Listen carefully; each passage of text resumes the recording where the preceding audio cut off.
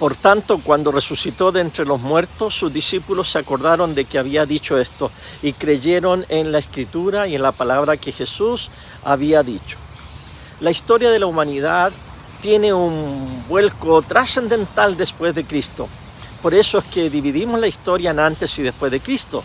Lo mismo con nuestra vida personal. Hay un antes y un después. Un antes de Cristo y un después de Cristo. Pero esa ruptura personal, universal o cósmica, si pudiéramos decir, no está basada únicamente en lo bueno que fue el Maestro, en sus discursos y enseñanzas morales o en los milagros que hizo. La piedra angular de nuestra fe cristiana es la resurrección de Jesús.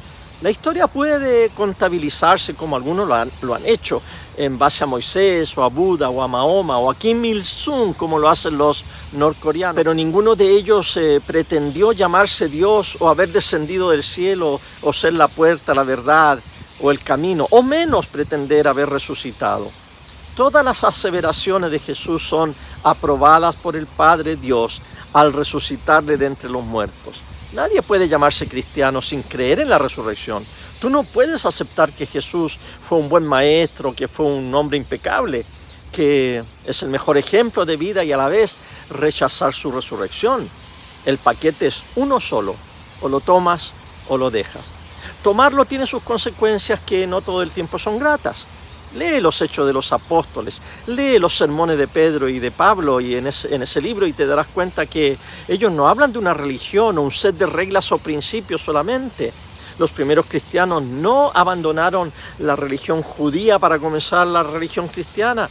Ellos fueron testigos y predicaron la resurrección de Cristo, que viene a inaugurar el reino de Dios y a formar un pueblo compuesto por judíos y gentiles, un pueblo nuevo, que vive una manera alternativa al imperio de este mundo y que proclama la victoria de Jesús sobre el pecado y sobre la muerte. Ese evangelio, esa proclamación de la buena noticia les llevó a ser apedreados, encarcelados, azotados e incluso a ser decapitados y crucificados. Esta manera de vivir y de sufrir no se entiende sin incorporar a la ecuación el haber tenido un encuentro con el Cristo resucitado. Juan nos relata, cuando resucitó de entre los muertos, sus discípulos se acordaron de que había dicho esto. He ahí la diferencia, la resurrección. De ahí nace nuestra fe. Por eso es que Juan dice, y creyeron en la Escritura y en la palabra que Jesús había dicho. Tomaron la ley, los profetas y los salmos, la Tanaj, como la llaman ellos, y los compararon con lo que Jesús había dicho y ¡zas! Tenía toda la razón. Jesús era el cumplimiento de la ley y de los profetas y para ratificarlo resucita. Ahora, ¿qué más ha dicho Jesús? Dijo que el que viene a Él no lo echará fuera. El que cree en Él, aunque esté muerto, vivirá. Que el que le sigue hallará descanso para su alma. Que el que cree en Él, sus pecados le serán perdonados. Que estará con nosotros siempre hasta el fin del mundo.